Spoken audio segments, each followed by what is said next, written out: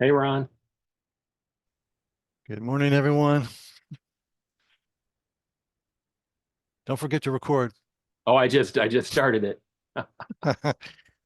Yeah, and I want to experiment as I start up. Um, I think I'm gonna try to do a live stream through something and straight to YouTube kind of thing because I usually pull it down, edit it, put it back up on YouTube. I want to sort of streamline this process. So we'll see. Um, I know it can take a long time oh, too. I know. I'm trying to maximize my effort and minimize. And I think part of this whole lightning talk thing is to do it the same way. I want to do more, but the more you prepare, it kind of Yeah. takes longer. So doing them more rapidly forces me to crank them out a little more. But I hopefully, it'll still provide some value. And I people will. thought your meeting last week was going to be limited to 1 hour. Oh, that's the idea. So But we we'll. have too much fun and we can't leave. Oh, I know, and I don't mind that. I mean, I sort of need to cut it off eventually because Saturday is sort of now.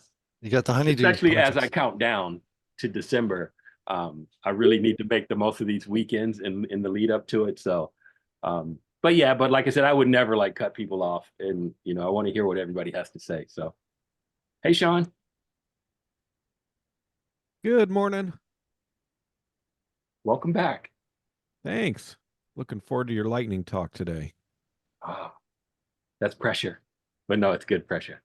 He's been up in the hills collecting bolts, bolts of lightning. Oh, I see. Hey, Nice.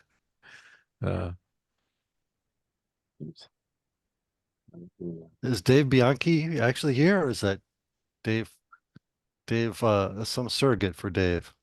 I'm actually here. Yay! Okay, so that what's was up with your shirt? Where'd you get that at? this. Yeah. I don't know. It's some freebie from Virtuoso. Oh, you won it, or how'd you get it, or I what? honestly do not remember. It's some swag, some swag that came my way, but it does have a Wapoo on it. Can you see it? Oh, Little that's what Wapoo. that's what caught my eye. I'm a weirdo and when it comes Well, to which food. one is it? Can you recognize it? Oh, it's sort of a riff on the original one. The original one Okay. has a blue ball, but that one has a red one. So I'm assuming that that's Yeah. connected to whoever gave it to you. Yeah. Is there anyone here that does not know what a Wapoo is? I think everyone does.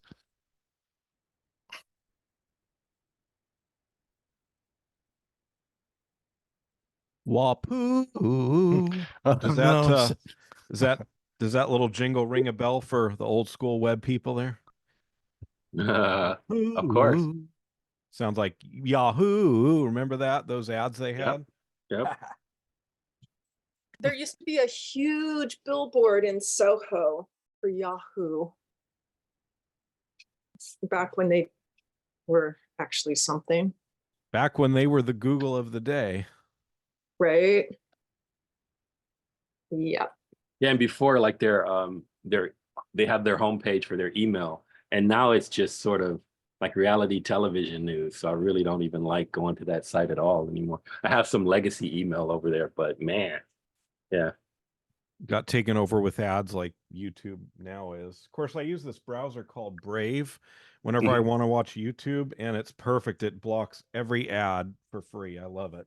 Oh, Wow. I'm about to switch over to Safari. I've seen Safari's commercials for a secure browser.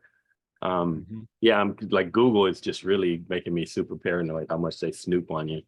Well, Yeah. what about DuckDuckGo? For a while on my Android phone, I had it set up to go DuckDuckGo, and I Mm. loved it.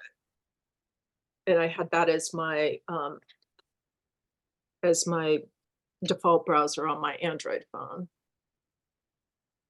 And it would tell me how many things it blocked. Like when I would go to do my Wordle, it tells me how Yeah. many things that it's like, I found there's some tie-ins with apps and things that or sites that say, hey, you need to use Google Chrome to get this. So I stopped, but I'm gonna try that one again too.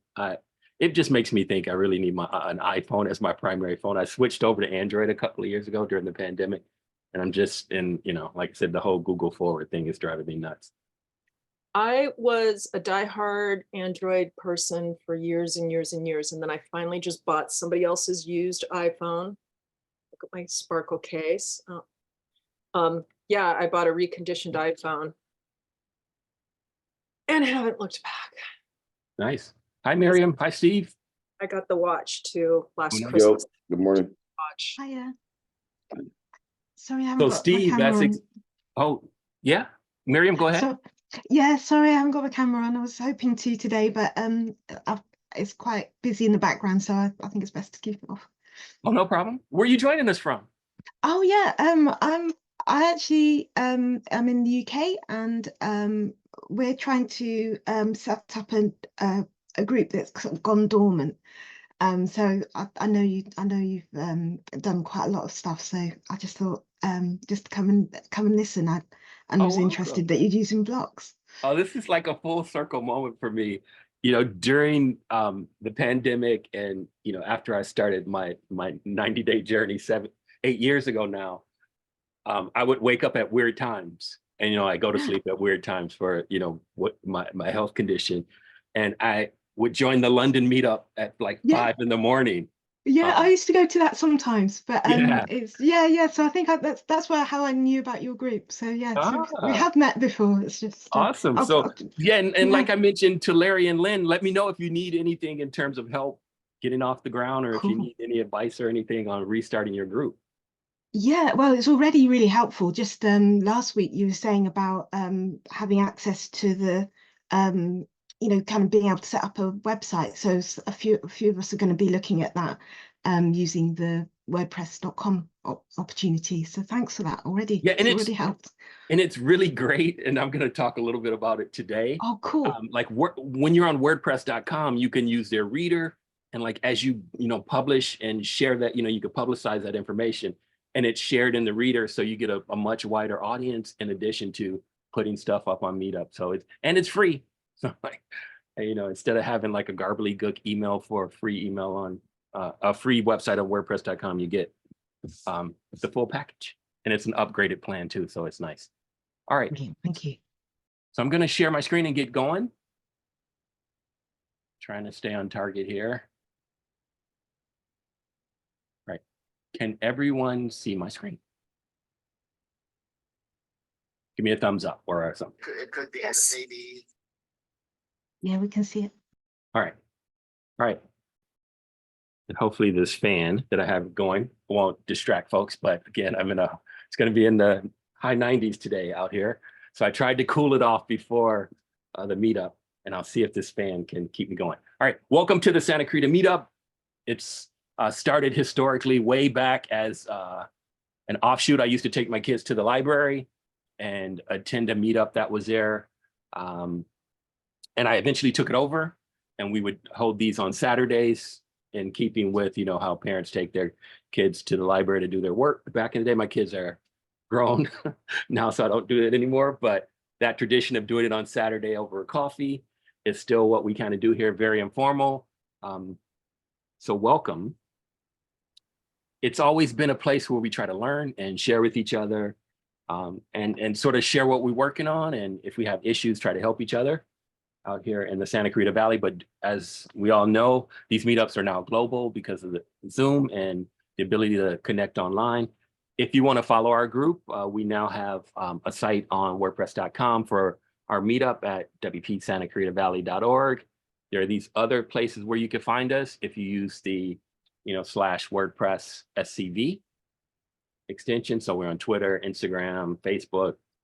And we have a YouTube channel as well where this video is going to reside afterwards. So make sure you join us. Here's a picture of the new site. Still a work in progress, but for me, it was a two-pronged thing. I want to sort of capture the legacy of what we've done. So we'll have a lot of historical stuff up there about our WordCamps, our meetups, links to our videos, but also it'll be a place where you can go to find out about the meetings. I'll try to put up meeting recaps and additional links or questions that are asked during the meetup. So it'll be a good place to find that information as well. It was also a learning opportunity. Again, as you try to determine what kind of theme you're going to use, in this particular case, and we'll talk about it during the lightning talk, maybe hosting is involved with what you're going to do with your client. So bundling those two things together can be part of your solution as well. So we'll talk about that. And having the ability to work on WordPress.com again. I worked on it way back in the day. And learning what the tools are and how the things work is a great way to stay on top of things. So this is our agenda for our meeting today. Again, this meetup is very interactive, and I'd love to get your engagement as we go. So make sure to jump in, ask questions, stop me if I'm going too fast, or if I'm rambling or going off track. We'll keep each other on point. We generally do a welcome and a meetup overview. When we did our longer version, we did intros, but for the sake of time, I'm trying to save that extra half hour, as I mentioned earlier, to do some other things. We talk a little bit about WordPress events, news and announcements. I'd love to know what you're working on, and in the scope of what we're talking about today, I really want to know what you're working on, and I have a couple of questions again, like we did last time in terms of polls, and then we're going to get into the meat of this topic today, or this meetup, which is how do you land on a WordPress theme? And then we'll have a little bit of time for discussion, networking, and we'll finish up. As always, this meetup is always run by the 5 good faith rules of WordPress. Meetups generally are supposed to be welcoming environments where you can speak your mind, be respectful to others, and not be a jerk. These 5 bullet points sort of talk about that. And we sort of follow those rules. Right. You can always find out about our meetup in your admin dashboard. In my dashboard, when I logged in this morning, this is what I saw. I saw Lynn and Larry's meetup in next weekend, or no, it's during the week. Yeah, So Larry and Lynn, go ahead and jump in and give me a correction as I botched your meeting. next Thursday. Okay, got it. All right. And it's another great way to see what's going on in the community in terms of news. So it talks about the new learn.wordpress.org. If you're trying to learn WordPress, if you're new to WordPress, this is a good place to stop as well, just to learn about blocks and things like that, the things we talked about last week. It tells you about the latest update. And there's a couple of blogs that they promote or they repurpose.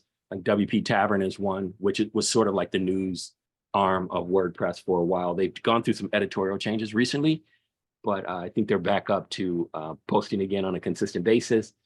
And then Do the Woo is, we've had him in to talk with us. It's a WooCommerce based blog network, but he has a series of people that come in. There's a duo that talks about accessibility, for example.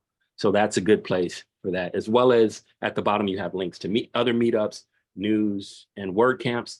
If you want to follow a meetup that's not in your region, you can update, select this location at the top and enter a different location, and it'll show you what's going on in that part of the world as well. Again, here are the news and notes, the links that were just talked about in the previous thing. If you're going to click into these slides, I've provided links to them. We're going to talk about WordPress Playground in an upcoming meetup, so I added that in, as well as a link to WordCamp US, which is coming in actually a month from today. And Steve, you're going, yeah? Yes, I am. Awesome. Any plans? What are you? I got no plans. I'm staying at the convention center. I'm flying in Tuesday morning and I'm leaving out Saturday morning. And I mean, that's it. I mean, there's other people that generally show up in these meetups and they're going too, but we don't have any, like we've talked about when are we going to get together and stuff like that, but I haven't heard anything about it. Oh, I know. And I don't know. Did you do San Diego? Yeah. Yeah, we did a meetup there. Yeah, I was there. Yeah. So Yeah. I don't think I'm going to go to this one, or I would do the same thing. What I'm hoping to do, and this is like sort of part of me ramping back up and going crazy with this WordPress thing, was I've been in contact with the meetup group in Portland, and I want them to sort of connect with us and give us hey, what you can do in Portland, what to look forward to when you go to WordCamp up there. Are you going to do the sessions? Are you there to network, or what? I'm probably gonna do a couple sessions and then stay in the hallway track like usual. That's probably what I'll do. Awesome. All right, that's exciting. And I'm so glad it's back on the West Coast. I love Portland. I've been there never several been. times, so it's good. Yeah, I'm glad it's back on the West Coast. I know They're talking about keeping it here. You know, if it's going to be. They're going back to their old way of doing it 2 years in each venue. So I know they're doing Portland again next year, and then they'll jump somewhere else after. I'm hoping they'll maybe stay on the West Coast, maybe Phoenix or Denver or something like that, because I kind of hate going back to the East Coast. Well, it's WordCamp because they've so been hard. they're It's cold so hard weather. here, but the population center is over there. You know, so that's the problem. We fight population, but yeah. You know, but how many times can you go to Philly, New York? It's like it's a the bitch. same places, you know. Come on. Yeah, I know. I hate it. But yeah. I feel personally hurt. Uh-oh.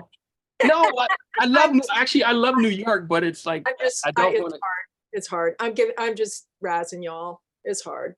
And I think about WordCamp Europe, where it goes from country to country. It's like, you know, we really should, if it's WordCamp US, we should go around the US. And if it's really supposed to be the flagship event for North America, we should go Canada, Mexico, you know, we should go all up and down. So that's another thing. That's another reason why I'm not organizing this often these days.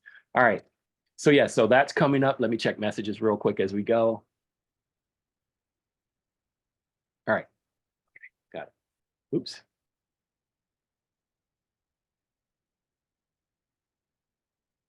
All right. So now let's get into our lightning talk, landing on a specific theme. Last week, we talked about an issue that's sort of leading into this. And part of the project that I'm working on, I mentioned we have a news blog, you know, our news arm for our agency called The Source. It hadn't been updated since 2012, and the theme became deprecated. But I want to talk a little bit more about making that decision, because most of us, and let me start with our first poll. Let me see if I can pull it up here. Oops. And this is what we're going to learn today. Oh.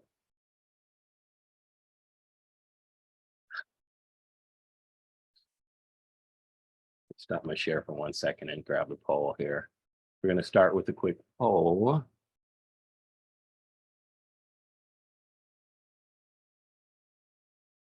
The first poll is, where do you find your themes?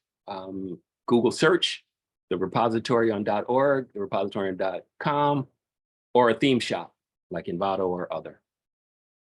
Can you help me, Joe? I always mix up the .org and .com, which is what? .org is the free one. It's like, if most people that are building the site go through .org, that's where you get your plugins, et cetera, et cetera. .com is a paid service like Bluehost or Green Geeks or something like that. All right. And then for those that say Google search, let me know why. Like, I need a one that says, I don't know. Oh, I like Dave's answer. You're missing the option to just make your own with that plugin. The what's it called again? Crate Block theme plugin that just makes your own theme right there. I know. I need to do it. Oh, I'm sorry. So I guess technically I put. Oh yeah, I should have been a little more. See, I'm not part of our, like, we have a research department at Metro, and I remember, and the gentleman, he's retired now, but he would tell me, you know, you got to write your questions a certain way to catch everything, because a lot of times when you think you're being really focused, you usually leave somebody out. So I apologize for that. No problem. You could also add, you know, using the latest default theme too. Now that block theming lets you just, it's more of an empty canvas type thing. The default theme is, there's a lot to be said for that. Yeah. And that's part of what I was talking about last week. It's like the technology has changed, and there's, along the way with Gutenberg, a lot of folks were up in arms. They're like, hey, the way Gutenberg is going, or the way they're projecting this roadmap, themes aren't going to work the same way, and you're not going to need to get a premium theme. So where does that leave our theme company? So so that was part of my thought process during this, in terms of what's going to happen in the future. But in terms of what we're going to do today, let's just jump back in. I'm going to end the poll now. Oh, and for those that do like a theme shop or other, I want to hear what your thoughts too, because I'll share my philosophy, and then and I'll tell you how it applies to those two areas as well. All right. So let's get back into the share here. I have a question about the poll. Is there such a thing as a WordPress.com repository? Well, theoretically, when you're there, you're getting them from WordPress. There's some themes that are on .com that aren't on. I guess you have to have But they have, because paid they're a account. service, like there's some premium things that they want, you can buy through the .com that you can't do on. I mean, so it's different. And I don't know if folks have been paying attention in terms of news and announcements. This week, the WP water cooler, they went off the air, and they've been like a staunch critic of Matt, and they called him a dictator and things like that. But they're really, a couple of folks on the panel, they have issue with the .com and .org thing to begin with, if you're open source kind of thing. So that was an interesting line of thought to follow as they were online. But unfortunately, they've gone on. I think they were on the air for 12 years, which is pretty awesome for like a podcast. All right, so this is our learning outline for today. When do you know when it's time to change? I would love to hear from everyone, get your thoughts on that. What features are important to you? This is a question you should always ask, and I'm sort of sharing my thought process in going through this, because there are a number of questions you need to ask that apply to you. If you're going to be designing it, developing it yourself, if you're going to work with others on that, what does your client need? That's the most important thing. And how do these things mesh with a number of different factors? So we're going to go through that stuff today. How do you search for a theme? We talked about that in the questions. I have sort of some ideas on that, and I'll show you some examples of why I go yes or no to those certain things. And then we'll just talk about how, you gather, you test, you implement, and you train, which is sort of my philosophy on this. A lot of the things that I do, or a lot of the things that I want to do for clients in the future, is to make sure that at the end of the process, they can go in and take care of the, whatever they do, whatever they want. If they want to just write content, I'll show them how to do that. But if they want to get into something more, in my opinion, it's our obligation as the creators to sort of pave that path for them.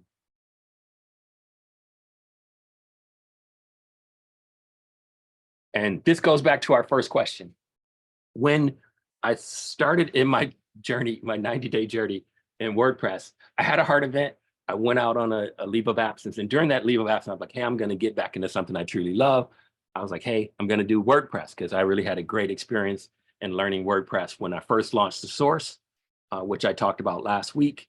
That experience in dealing with the community at a developer conference in Napa so impacted me that when I was on a leave of absence, I'm like, as I heal, I'm going to go to my first meetup. I'm going to go to my first WordCamp in person, et cetera, et cetera. And I started to I said, I want to build sites, and I want to start by doing a pro bono site.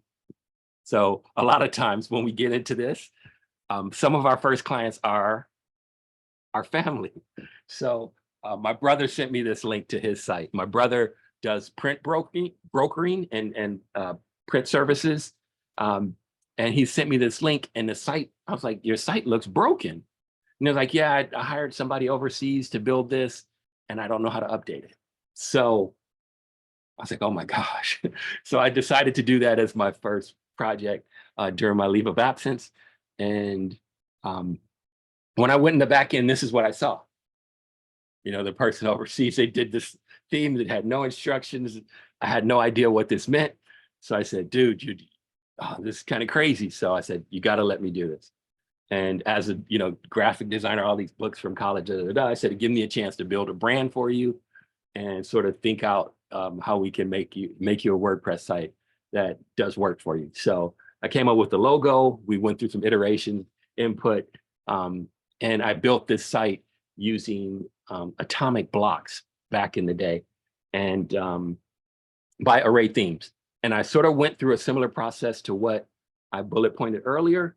But the reason that I show you this is that although it was great, and I did custom this and custom 404 pages and built a very attractive site, during some of the turbulence in the lead up to the pandemic, a lot of theme companies were being bought out and changing. This theme was bought out by WP Engine and immediately killed and turned into something else. So it sort of leads me to what I'm talking about today. When you're considering a theme, you need to think about that. How long are you going to have this theme?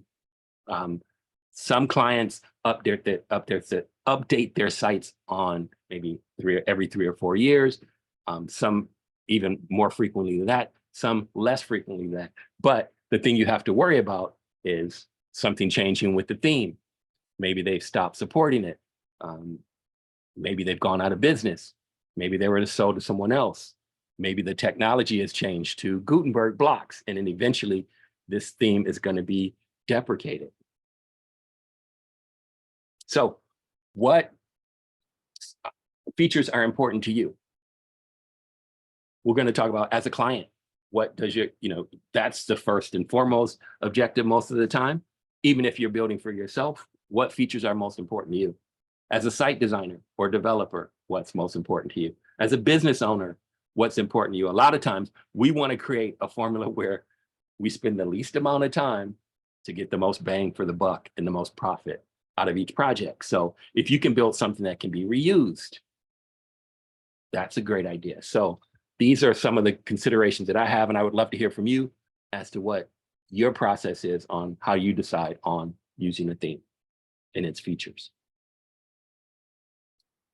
Features important to my client on this specific project. It's for a department at the agency, our press release group, our media relations group. This blog started way back in 2009 by our media relations group. They said, hey, we want to cover Metro sort of like CNN or a news outlet because we want to tell our side of the story. Back in the day and historically, and I think even as recently as last week, a lot of times there's these bombshells articles that come out. Metro was on 60 Minutes early in my career at Metro because of sinkholes or whatever. So there's always news that's out there, but they wanted to control the narrative, at least get their side of the story out. And in addition to the traditional or historical way of doing it, which was press releases, faxing a press release to the news agencies and hoping that they share our side of the story, they decided to do the source.metro.net, and they were going to write 5 to 7 posts a day, which was very aggressive way back in the day. And as I mentioned last week, when our lead developer and our CSS goddess both left our company within a month, I inherited that theme and I had to learn it as a graphic designer turned HTML hacker. I had to learn WordPress right away. I had to immediately go in and look at what they'd done, build my first child theme, select a new theme. So I went through this process then, but in a very basic way, and got up and running. But since then, like I said, we've had, and I mentioned this last week, we're a political agency. Our board is, we have people appointed from the mayor's office, city council, as well as the CEO. So it could be very turbulent that way.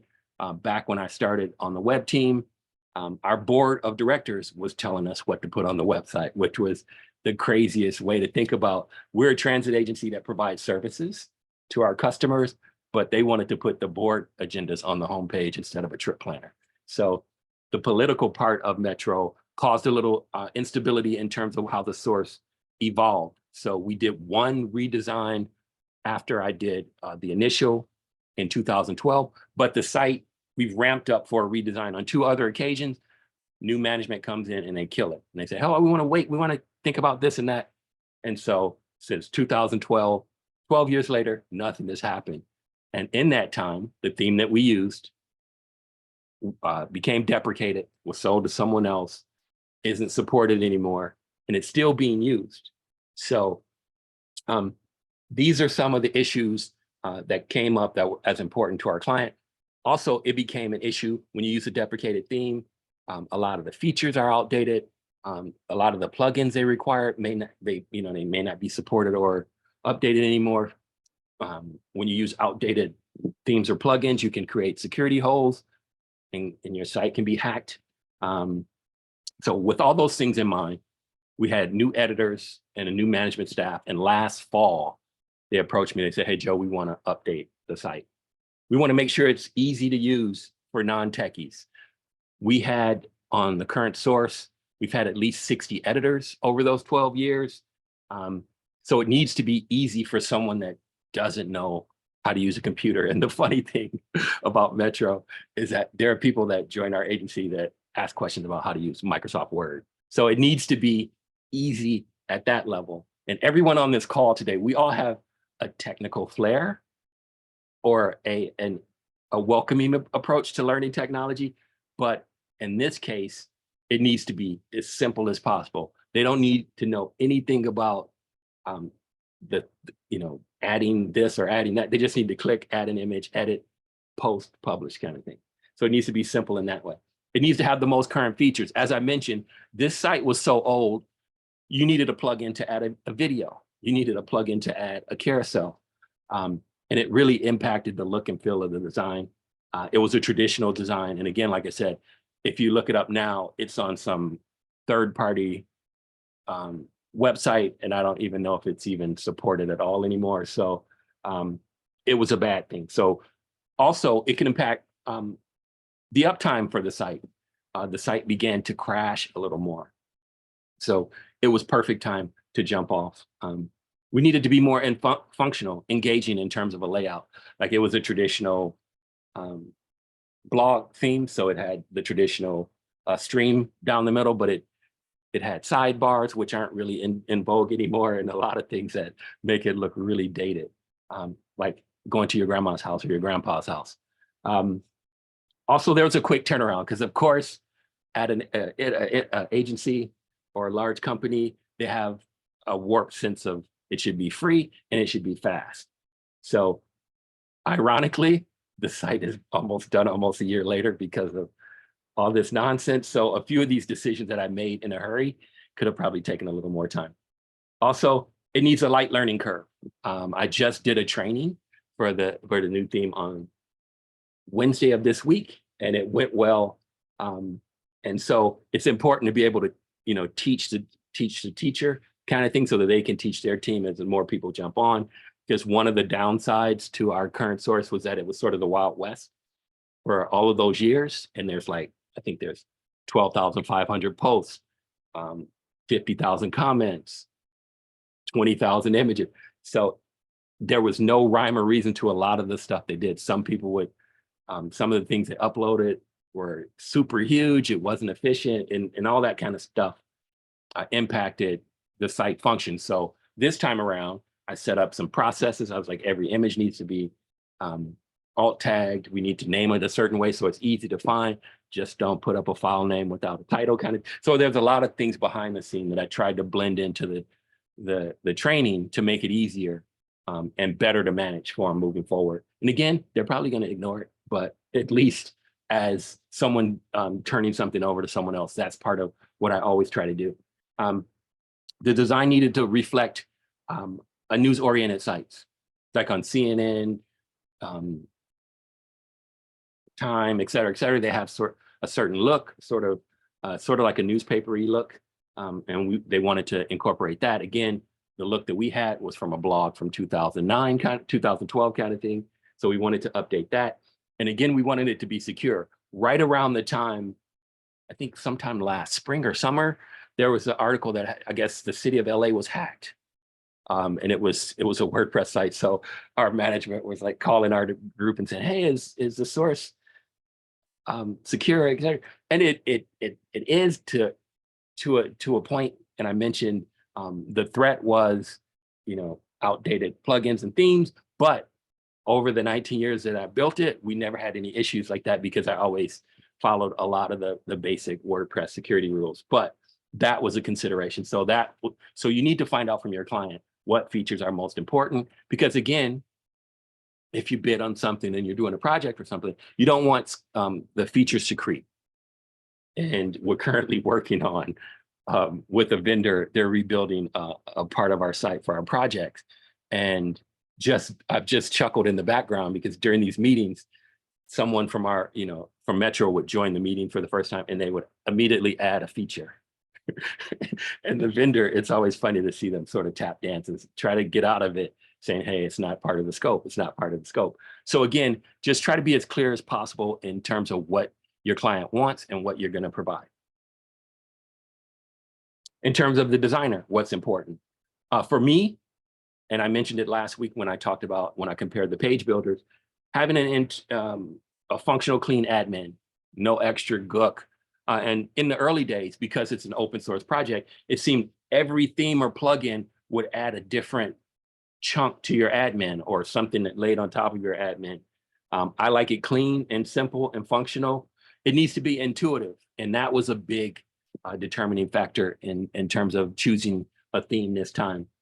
For me, I feel like, as you know, I was formerly trained as a graphic designer, and coming up through that with the Apple way, things need to be simple and easy to learn, or it's going to be simple and it's going to be difficult to communicate that simplicity to someone else. So I'm a big fan of that. I don't want to be a designer, or I mean, I don't want to be a developer. I do know enough about, you know, writing little bits of code or finding bits of code to solve problems, but I want to have a team that could do something very specific if needed, but it needs to be, again, it needs to be built in a way that later on, if it's documented well, et cetera, someone can come in and pick up on that. Another key feature for me in terms of choosing a theme is the ability to test it for free. I don't want to have to buy a premium theme just to test it. I'm at a big agency. They do have the money to get some of that stuff if it's approved, but it's just not, it's better if you could test it for free and then jump into the pro version when you decide you want to move forward with it.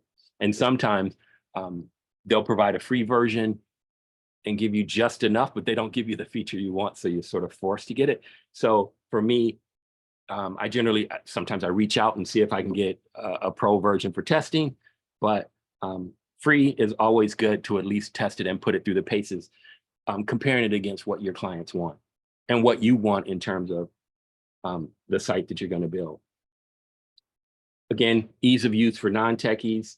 We don't have, although we have a developer, and I mentioned Evil Doug last week, now we have someone that's more, and I hope they don't look at this video. This person's more interested in LinkedIn and social media events related for public events for public agencies instead of doing her development work.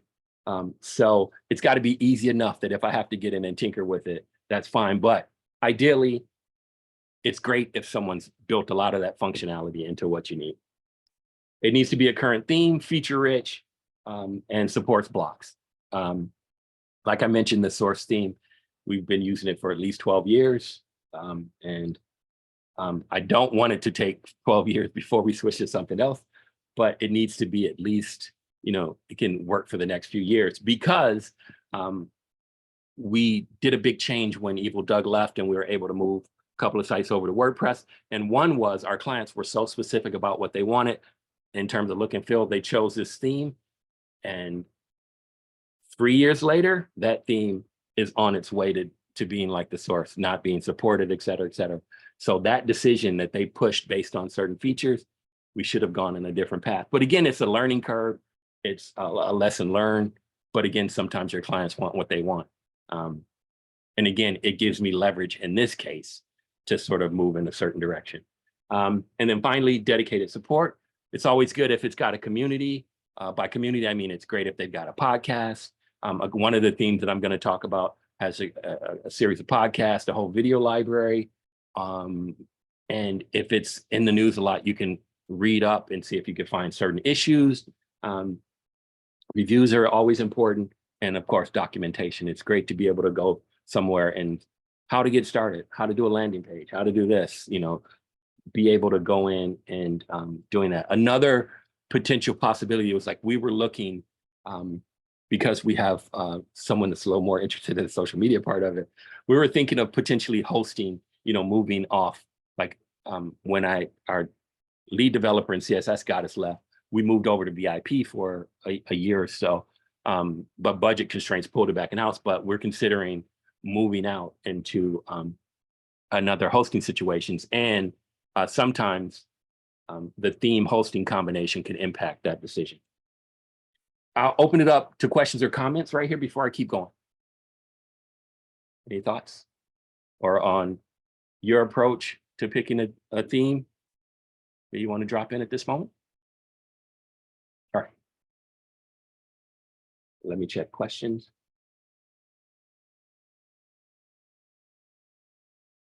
All right. Okay.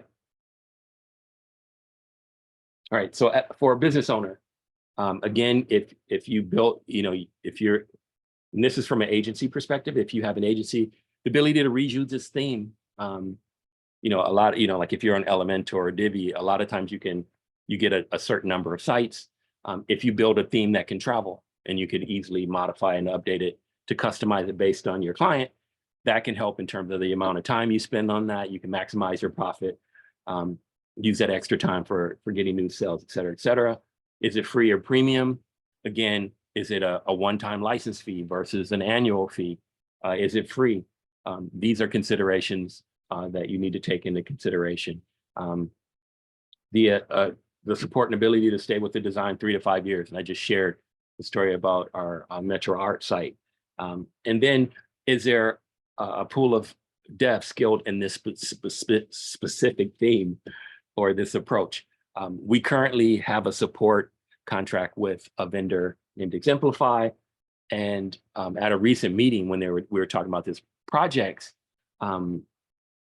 initiative that we're working on with another vendor, they sort of ripped on the other person's approach. And it made me think, do they really know WordPress, or are they just really trying to get the work? Because again, since they've been here, they've sort of been stripping the WordPress out of the install that we've done. So finding someone that could do WordPress development is really critical for me. And if you go to WordCamps and you follow podcasts, you know who's on the cutting edge of doing this. Or if you attend certain meetups, you know the people that can do the work from a development standpoint and help you build your team. So networking is always key, because again, if you get folks that can develop, but don't really develop for WordPress, they're going to build something that's not really supportive of WordPress. So when I was looking at this project, I thought of a couple of different approaches. I wanted to do something block oriented, do something in Gutenberg. But and I mentioned last week when I was at WordCamp US in 2018, sitting outside waiting on Matt's question and answer to State of the Word, I sat next to Ben Rittner. And as we talked, he was like, yeah, this new block thing is coming along, and I built a product for it, Cadence Themes. And we stayed in touch. And I said, hey, why don't you come and speak at our meetup? So way back, right when, so he was one of the first groups to build a block-based theme that supported Gutenberg way back. And so this time around, I was like, hey, let me consider Cadence WP, because they have a premium version with blocks. They have a free version that I could test. They have a whole bunch of features that they support. And they've always been in lockstep with Gutenberg in terms of being block-based, which was great. Because again, a lot of the page builders went in the opposite direction. They were like, we're not supporting blocks. We're doing something that's totally separate. So there's always a risk there. And I guess at the time, Gutenberg was so controversial, and it's still controversial. People are thinking maybe it's going to go back, or maybe they're going to revert, or this Gutenberg thing's not going to work, But it's like I mentioned last week, it's been 7 years, going on 8. So I was like, hey, I need to get on board and I need to start learning this. So for me, I wanted to force myself to get into this area to learn it. So again, it goes back to the reasons. I need something that I can learn, and I needed to learn it, from my perspective. So I considered Cadence Themes, and they had a block version. There's also been quite a few podcasts. They have a weekly podcast, but also other folks have done topics on accessibility in Cadence. So there's a wealth of knowledge out there already, and a lot of demos. And I love to see other people build to help me as I build, or as I try to troubleshoot things. Then also what's been a popular theme in the accessibility group, like Sumner was very instrumental in helping us get up to speed on accessibility, and Generate Press had a blocks version. So I wanted to test that as well. And the third one was one, I was going to do 2024 or 2025 when it came out. But something happened that never happened. Someone in my group said, hey, what about this theme? And it's called Newspack. It's on the WordPress.com platform. And again, it goes back to they were thinking of, and I think last year or a year and a half ago, they were thinking, they started working with WP Engine, but they really didn't like the relationship and they stopped it. But they're still considering that we want to work with a WordPress group with WordPress specific knowledge and support. So he said, hey, this is on WordPress.com. What do you think, Joe? And so I wanted to investigate this. The reason being, this theme, and again, I usually never take that kind of advice. I usually say, hey, I like to work through the repository. Oh, and that brings me back to that initial question. I never really look on google.com because you can find a theme that's not really an official theme inside the repository. If it appears in the repository, it meets a certain criteria to be in the repository. It's sort of like a checklist. And if you get something from Google, you have no guarantee that it's in there. If it's not in the repository, it didn't meet those guidelines. It could be just someone's marketing ploy saying, hey, this is accessible, or this is totally block supportive.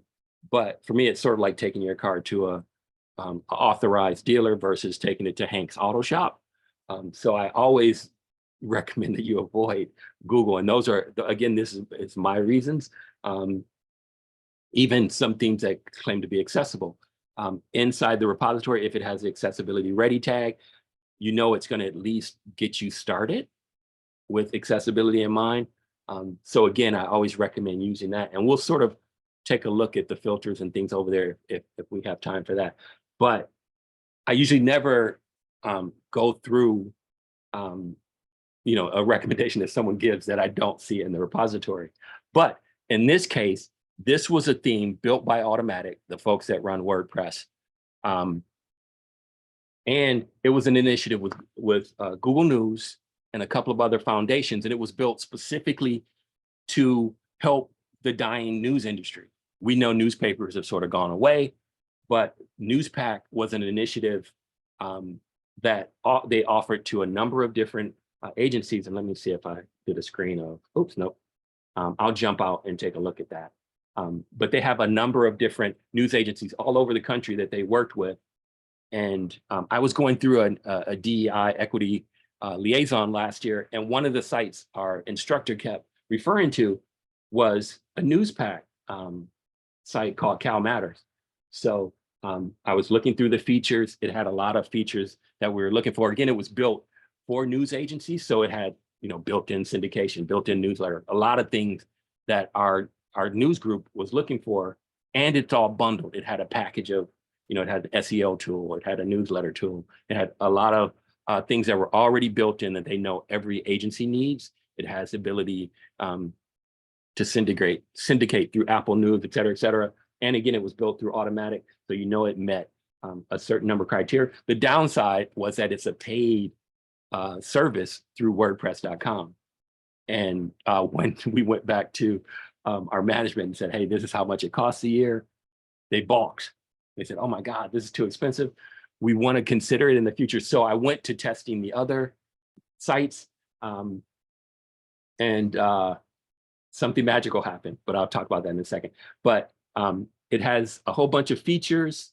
And then it talks about, it gives you the ability to see a lot of the different news agencies that are there.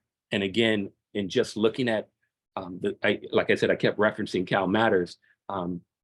It was a nice design. I really liked how it looked. It was nice and clean. Then, like I said, something magical happened. Let me see if I have it in the slides here. Nope. All right. Jump back over.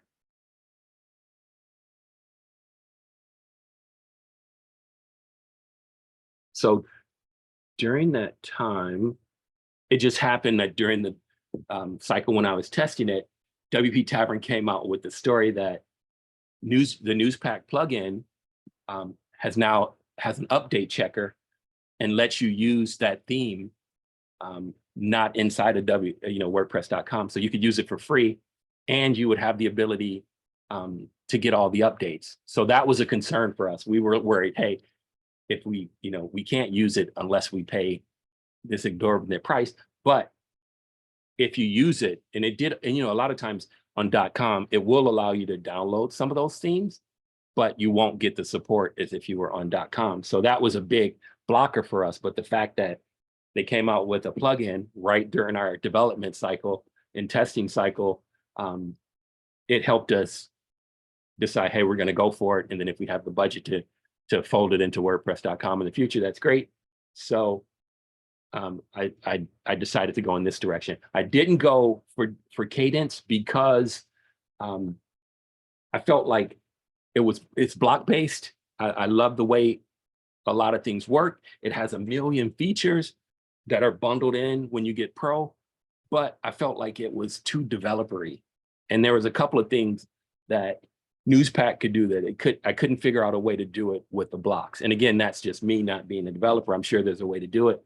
But again, it was simple and it seems like they had thought about it already. So, so even though I was leaning towards Cadence, I decided not to.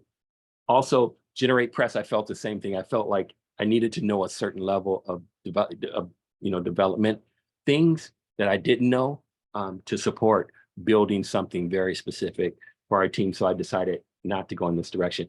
Fortunately, I was able to get them to get a premium version of each. So I'm going to continue to test and try to learn. But again, these two approaches, if I had a longer window or a longer runway, I would have considered that. And again, the fact that we didn't have the budget to go with the version of Newspack on WordPress.com, that was a potential blocker. But in the future, if they get the funds and want to move it over, that's fine. And we have a Spanish version of this blog that they're thinking of moving over. So in the future, we can basically take that design and move it over very easily. So I decided to go with that one.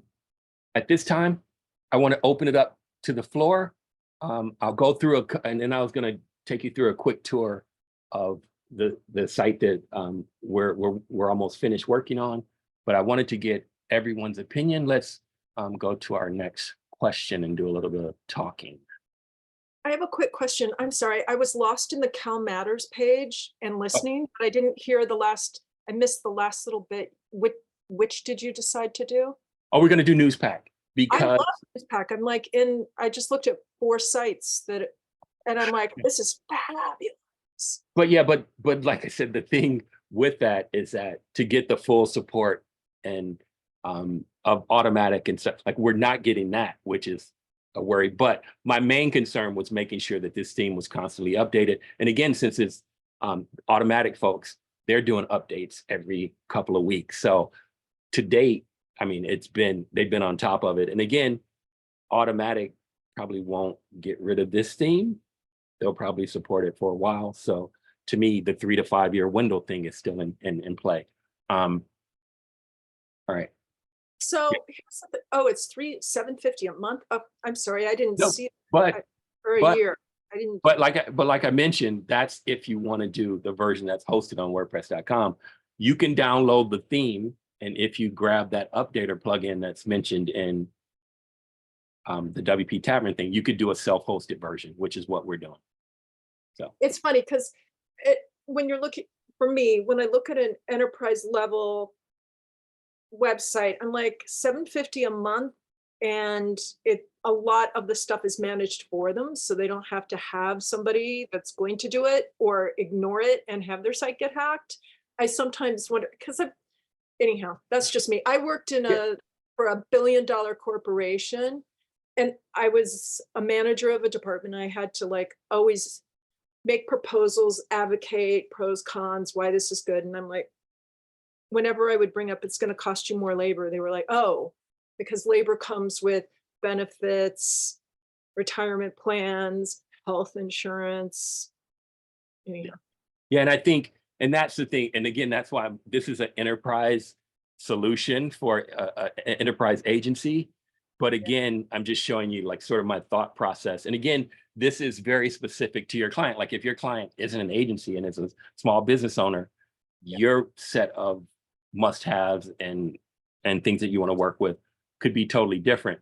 But again, for me, ease of use, you know, the ability to live on for a few years. A lot of things went into this decision. And again, if they're thinking of moving over to WordPress.com, that would be included in the annual fee kind of thing. So again, we were on VIP before. What WordPress VIP is Time Magazine, CNN, a lot of big news agencies are on there. It's like their full-fledged, it's like their enterprise flavor of WordPress.com. So we were there before. Like I said, the price was a little too expensive, but since then, WordPress.com has come on the scene and they have much more manageable plans. So for an agency like Metro, if they don't have someone like me and they want to do it through WordPress.com, this may be the best way. So this is why we went in this direction. All right, so any thoughts on who has a site that's over 5 years old and why? What's the theme? Hello, Yes. hello. That's the theme. Oh, Oh, and okay, go tell me why and tell me what it is, Steve. It's hello for Elementor. Oh, okay. So I do you have have a ton. any, I mean, I got like 100 sites on Elementor, so I didn't change them over to Bricks or anything. So, I mean, they're on Elementor. So, with do that you, or Astra, I mean, I have, you know, we got like probably 20% of my sites were on Astra and the rest were on Hello. So they also, when I made that switch, that came from that came out of like dealing with stuff I got from like you know, Theme Forest or Template Monster prior to that, you know. So like I've only been doing this for like 10, 12 years or something. So like in the early days, I was trying to build my own with, setting up like sidebars and doing all that crap myself, and then someone said, oh, you can get these themes from Template Monster and they're only like $100. I said, oh, wow, that's fantastic. So I went there and used those for a couple of years, and then I was hating it. And I don't know, I was one of the early adopters of Elementor. So however long ago that was, that's 5 years, right? I'm sure. Yeah. Well, And I guess I guess the reason I asked you or the group specifically is like, are you concerned about your themes aging out? well, I mean, they stay on top of. I mean, there's changes. I mean, if they're popular, I don't think that the companies are gonna. I mean, pretty much Elementor is pretty popular still, even though I. And haven't Hello's changed my opinion. relatively new too. Well, I mean, it's 5 years old till it came out with Elementor, right? So like, I'm thinking. I mean, like I get screwed up since the pandemic and everything, so I don't really remember like. I don't really think about the fact that like I've been online meetups for like 4 years or something, like, right? I mean, that wasn't it 19? Wasn't the Riverside meetup 2019 when I first met you, or was that 2020? I don't remember. Either way, it's late into 2024 right now. And that's what, and I started using Elementor shortly before that. So I don't know, a long time. Yeah. So, and I mean, it's, those themes stay up. Like, I mean, there was Studio Press 10 years ago too, and I was using that. And I mean, I don't know. I mean, I probably didn't that evolve into Generate Press. So I mean, if I still had a site that I use that on, wouldn't that be the same as saying, did you use Generate Press now? I don't know. I mean, I don't know. Yeah, Tough question to ask me, I guess. Yeah, no, and it's really just for discussion. Like if and I guess it's more to the fact, do you worry that it's going to age out? I guess that's the question. Like for me, I've had the experience of like 3 themes that Aging out, crapping out. Yeah. And so, and I don't know if that's just bad luck in terms of. Well, yeah, maybe. I mean, I don't know. I do know that if you went to Temple Monster and the theme bundled with usually the theme bundled with some sort of page builder, and so there was a stretch there where like every site I attempted to build, and I was really sucking back then, but they came with its own page builder, like its own builder. Mhm. It's that would never make it. It seemed like every time I started with the new thing, it never made it. And what happened was I did this is how I got into Elementor. Is I had a transport company.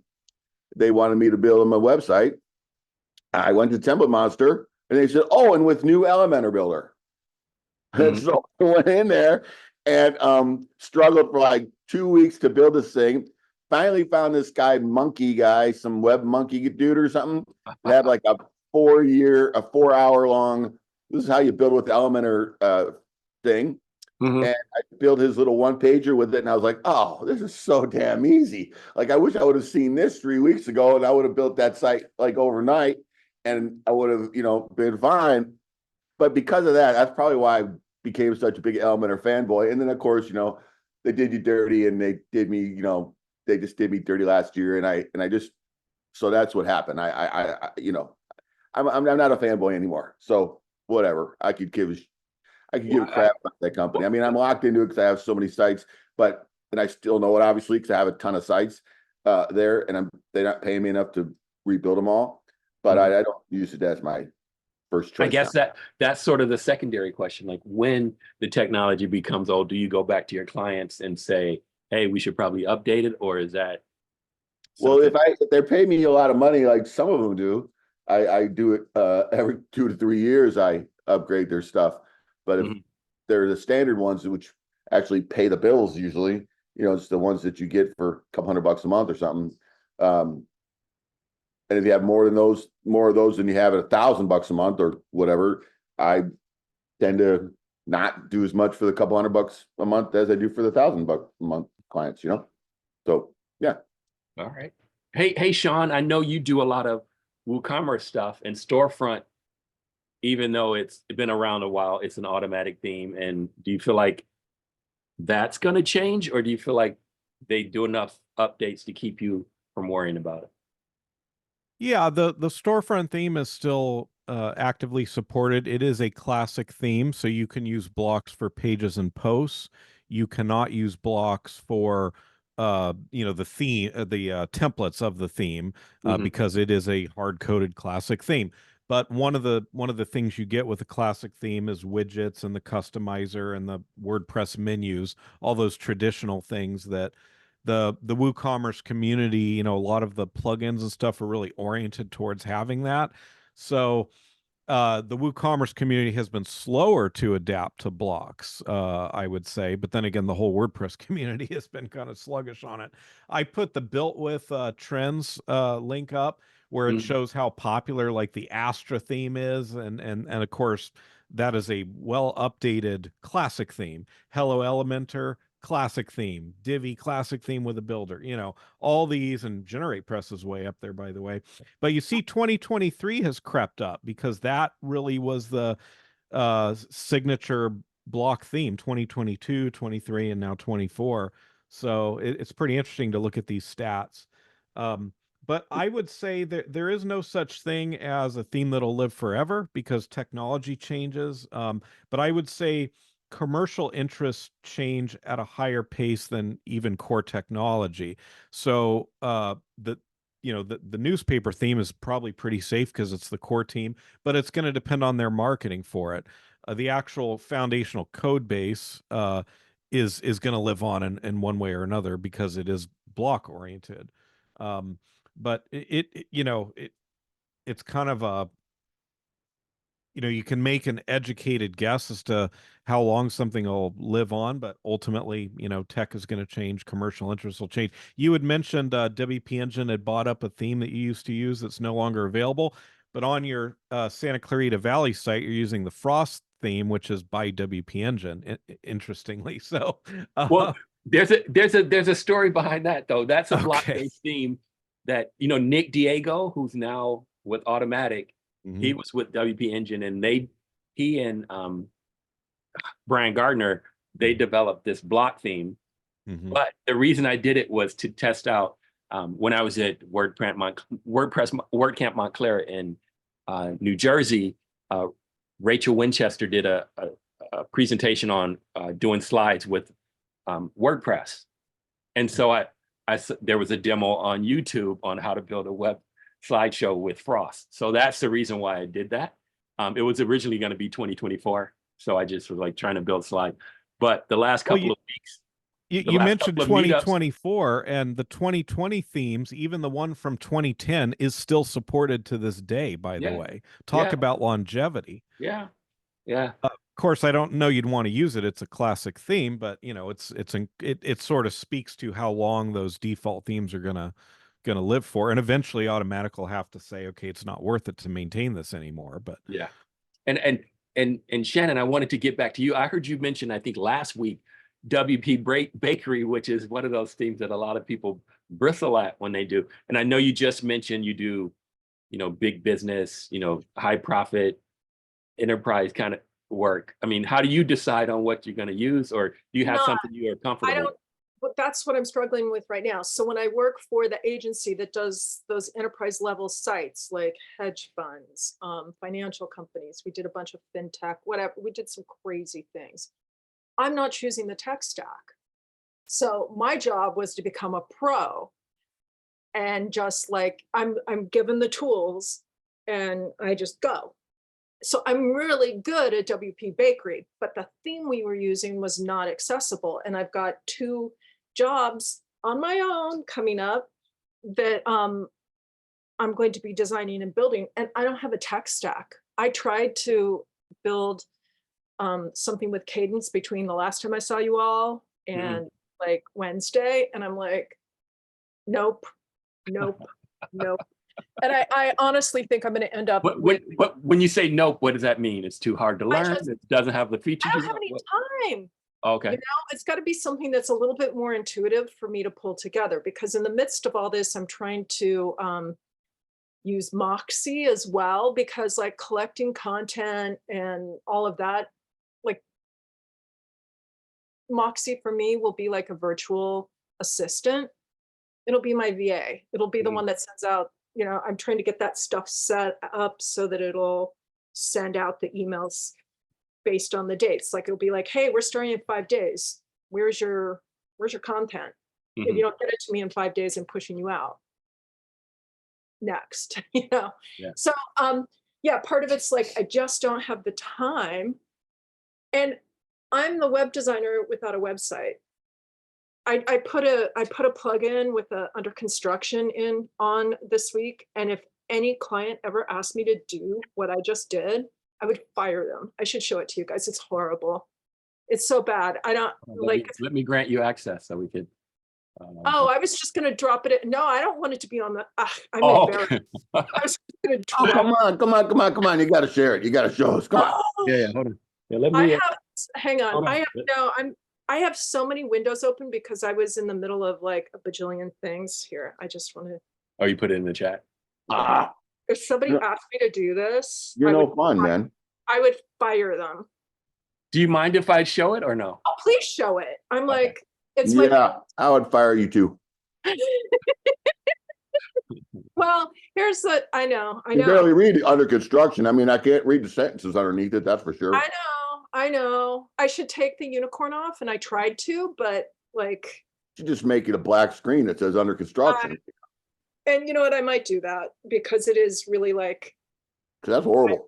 That's like My Little Pony mixed up with some mythology, mixed up with some too much glitter and. That would That's be. all bad. That would be text to image. And so you feel like Oh, it's an you AI. need to build your site first with it to know that it's easy enough to use, Oh, or I you don't. use it on the client site. Oh, I don't even have time for that now. Mm. You know. I'd recommend just take off the words. I'll under change it to black now when I get off the phone. Yeah. Can you 'cause- repeat that? I couldn't hear the comment. I'd recommend not saying under construction, just Boost your volume, dude. Yeah. You're really low, Ryan. give your information only and don't say under construction. Okay. This is a Just plugin. your contact information. Yeah, this is a 'Cause plugin. you don't need to apologize. It's like apologizing and it's not of any use. Just Okay, you don't- and I you don't can't control how it's lining. I mean, like the whole thing's bad. Yeah. Oh yeah, it even is marked. There's a watermark from Adobe Firefly. That's where that photo came from. I did this as a gift for somebody. Like their birthday gift was, it was somebody under 8. We got it. That's exactly what I was looking at when I was looking at it. I was thinking something my daughter would have wanted like 20 years ago. Yeah. Mhm. And we're not laughing at you. We're just enjoying I've done it, man. I've done Don't stuff laugh like this. with me, because after I did it, I'm like, oh my goodness, I hope nobody ever looks at this. And then now I'm like outing myself. But what was I going to say? I was playing with Cadence and I destroyed my site so bad. I was like, I'm just going to put this plugin on and say that I'm like, yeah, so that nobody can see the mess, because I don't have time to go fix the mess. Mhm. And, you know, Alicia's been working with me for 6 years to try and get a site up. It may never happen. And you're learning Generate Press, right? I hate it. No, I'm not learning it. That's Okay, it's part of why I don't have a site up yet. I'm Why, like, why do you hate it?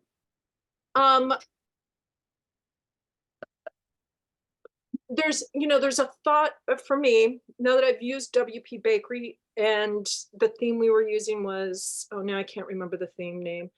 I have this thought process and I can't seem to find things. I can't seem to, and I'm like, why is it so hard to find, okay, where do I change the typography universally? Where do I do this universally? Okay, I'm bringing in this block, but it's not exactly where I want it to be. And now I got to go in and like do all this zhuzhing. And I'm like, I'm just not having it. I may actually be a kit person, you know? And the sites I was doing for the agency, yes, we had a theme, but then I was following the Figma and building them to spec, like exactly like the Figma. Uncode was the theme, Uncode. Okay. It's not accessible. And, you know, I pushed back a lot at the agency and got them to stop doing things like, what they call it, a drawer on like a team member. I'm like, no.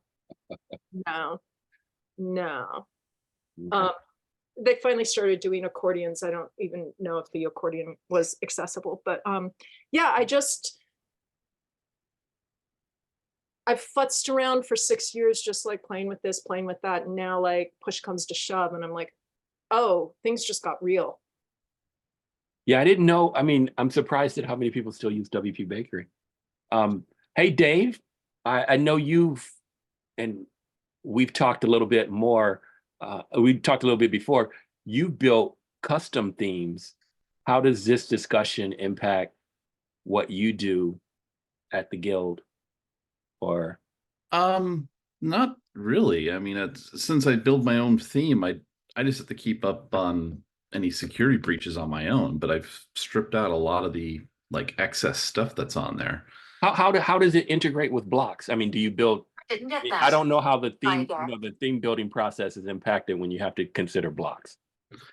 I technically I only use one single block, the HTML block. I don't use any of the other blocks. Okay. Okay. What about you, Ron? I know you're in the Divi sphere, and I know you've used Generate Press a little bit. What's your philosophy? I'm not creating new sites with Divi, but I used it for many years in the early days. No, I'm all Generate Press, Generate Blocks, and Bricks Builder at the moment. What was the learning curve for Bricks or for Generate Press? Learning curve was not so hard for Generate Press. It's harder for Bricks for me for some reason. Maybe I'm making it harder than it needs to be because it is a page builder. People like Doug Ryder say Bricks is the last theme that he ever will need, and it doesn't matter what kind of design you're trying to make. You can make anything with it. So I'm attracted to that.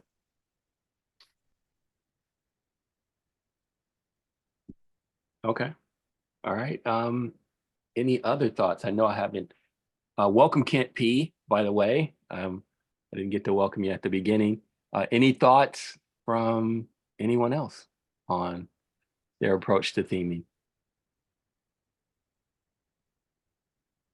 Well, there is one thing. Definitely consider, especially if you have limited time, just learning a blank block theme on the side so that you take away all this third-party minutia and just focus on understanding blocks and block theming with style book and the different templates that it has. And if you have WooCommerce or something that adds more templates, just understand the core system first. And if you really have to layer on GeneratePress or whatever, so be it. But make sure that you do understand the core system. And the easiest way to do it is just a blank block theme that doesn't add any junk. You know, and the default themes are pretty good for that too. But a blank block theme is, I mean, it's just the name of your site, an index HTML file, and a theme.json file that boots up the block builder. It's really almost nothing. I know, and it That's may a good be, starting point. I was gonna say, that's sort of my approach too. And when you mentioned Frost, that tutorial, that's what caught my eye to build this web slide presentation. You used a blank block theme to start. So to me, and that's what sort of caught my eye with, you know, the most recent versions of 24 or 2023 is the ability to start with blank, which reminds me of how the page builders do it. So, I mean, most people would prefer the option to do either what they provide or something starting from blank. So, and then to me, the other thing, and this may be blasphemous, is I feel like a lot of what we do is overblown in the fact that we really use the same features over and over, but we make it like we have to have, like, I know Shannon mentioned the number of free widgets and plugins you get with Elementor. It's like we're more focused on, hey, it's got 70 widgets, but we really only use 7 most of the time. And to me, it goes back to what you were saying. I need a core basic template to start with, or tool chest to start with. And a lot of times you get, and I don't want to say shoot them down, but part of my coffee table book for Metro, it's like there's one person that gets on a call and everything has to have an interactive map, which is never accessible. So you could shoot it down most of the time. Like a lot of the things that most people want don't get your client into their pocketbooks as easy as it should be. All that stuff, you know, it adds a layer or a hurdle that they have to jump over. So why consider it at the beginning? So again, that may get me shot or killed, but yeah, I mean, to me, I'm more, that's why you see it in like my criteria. It's like, it's got to be basic, simple. It's got to be easy to read. Like way back in the day, and I'm going to close it with this. I have all these old books on my shelf. And at the beginning of my web journey, there was these a few books that talked about making websites as usual as possible. Like now, I think I finally saw there's like a Meetup that's accessibility and usability. Like these two things have always gone like this, when to me it seemed like they should always have been like this. And way back in the day, there were a couple books that I really enjoyed reading, and one was this one, which was Don't Make Me Think. And then there was another one, Websites That Suck, I think, and then he did Son of Websites That Suck. But you know, back in the day, or even, and I'm sure you can go now, like just go find an art site, and there's like a mystery menu that you have to click on to get to this, and it's like Amazon is the ugliest site in the world, but Bezos is flying rockets to the moon because he figured out how to get that money out of your pocketbook. So to me, it goes back to like the simple philosophy of building something really usable, really simple with the tools that you have. So with that, I'm going to quickly show you this site. And again, don't rip me on a few things, but I'll sort of walk you through some of the basic features, and then we'll close it. Like if you have any questions or anything, we're going to talk about a couple of like process-oriented things, or things that have been talked about at WordCamps on a high level in the next few, like data liberation. Like when we build in these custom premium systems, sometimes, I mean, it's going to be difficult if you need to move to a traditional theme or a block theme. So we're going to talk a little about data liberation. We're going to talk about Playground. I used to use local a lot to spin up local sites with the knowledge that you never should really be doing live development on a live site. We're going to talk about Playground, and then I'm going to try to have a guest in to talk about WordPress and AI. So we'll talk about that in the upcoming ones as well. And then we'll talk projects or things like that. So let me just show you this. All right.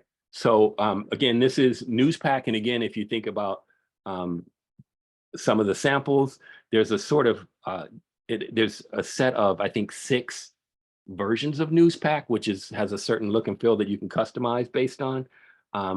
But some of the features that they really wanted, they needed, we're a government agency, so our site has to be available in like 12 core languages. I think they're Title 9 languages and this information on our site. So we had to be able to, translate all the pages on the fly.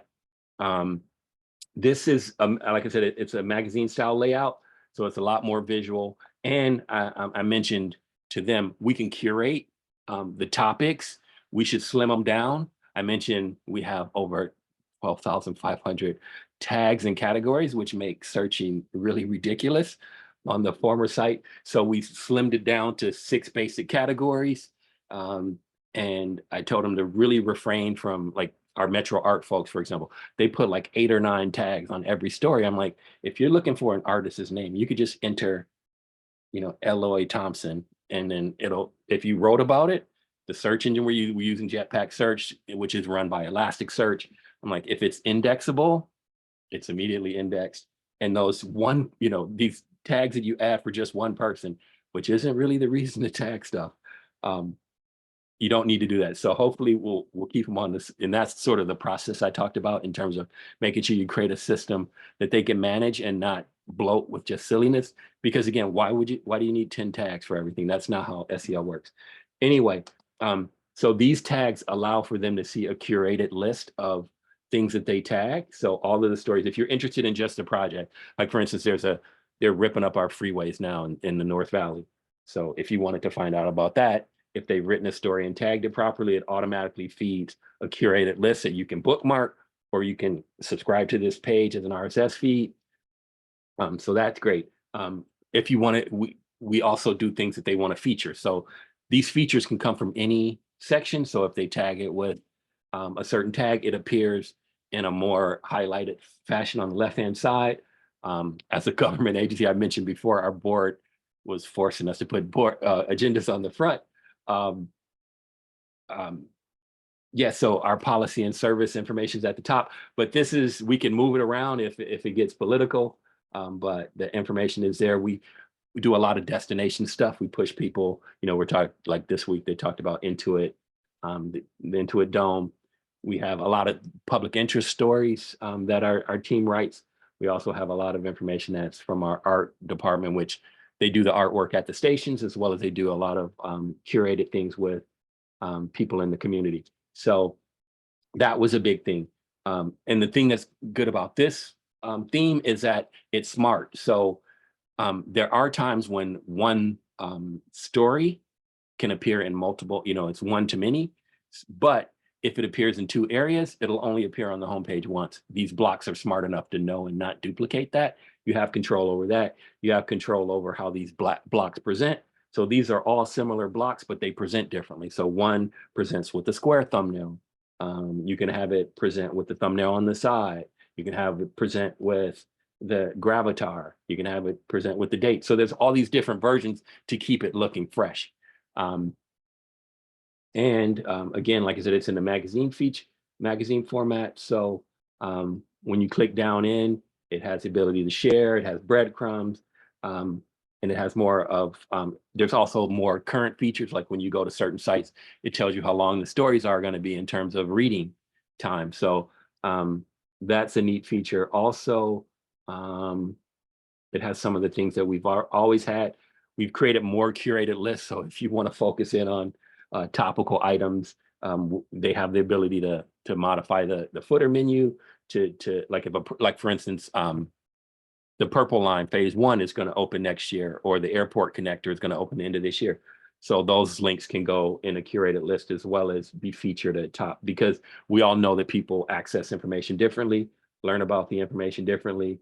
Let me see if I can pull something else to show. I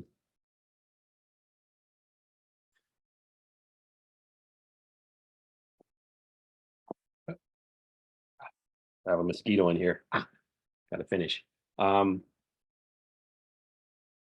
Also, I built a number of widgets in the system. Let me see if I can show you before I get bitten here. And I wanted to build a library of reusable items that they can customize. Like for instance, especially in the newspaper business, at the bottom of stories, they usually say, this story is presented by Metro, follow us on Facebook, you know, it's like sort of a blurb that goes at the bottom of the pages. So again, it's block-based. Yeah, so I created these reusable widgets that they could pull in, and it pops it in the page. And I've tagged it and I've styled it. So when they go out to the front side,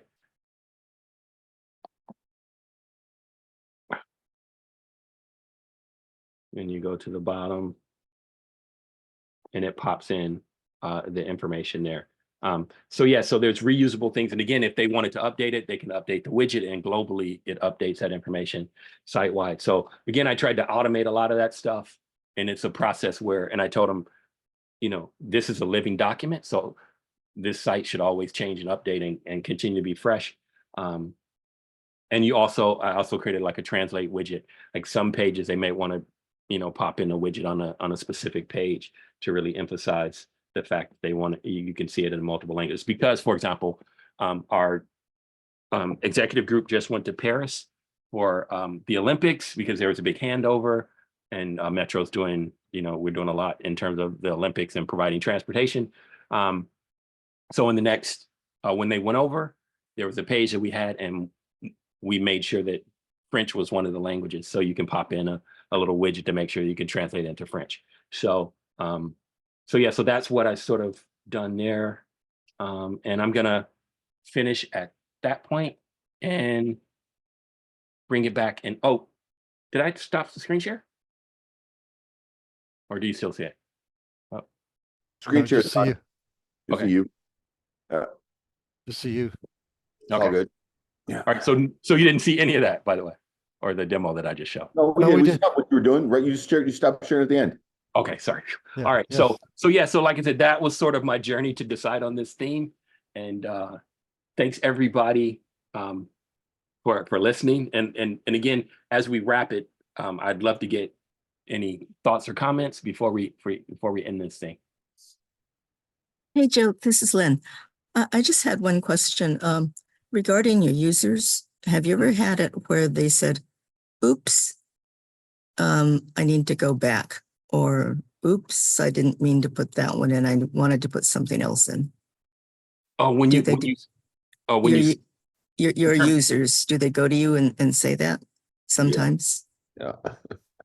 I'm not sure what you mean in terms of the way the site's built or the way the page presents. Well, they're giving you content, right, to put in for them. And have you ever had them come back and say, oops, that was a mistake. I really want to do something else regarding their content. Well, what happens like on this site, like once it's designed, it's in their shop and they have editorial process. There are two main managing editors. And I think the way their process works, say for instance, there's someone on the Purple Line or someone on the Crenshaw or Airport, and they want to write a story. They have the ability to write it, but then I guess it goes to the the main editors for approval. You can use versioning in the editor as well, but I think it's approved and then it's published. You do have the ability to, there's a little checkbox because again, this is sort of a news oriented thing. You have the ability to go in and if you want people to see that it was revised on a certain date, because a lot of times they do policy based things. And if the policy was updated, legally they can say, hey, it was written on June 1st, but then it was modified on August 22nd kind of thing. And sorry, I'm sort of fidgeting because I saw a mosquito. I don't want to get bitten. Yeah, so I think that's part of their editorial process.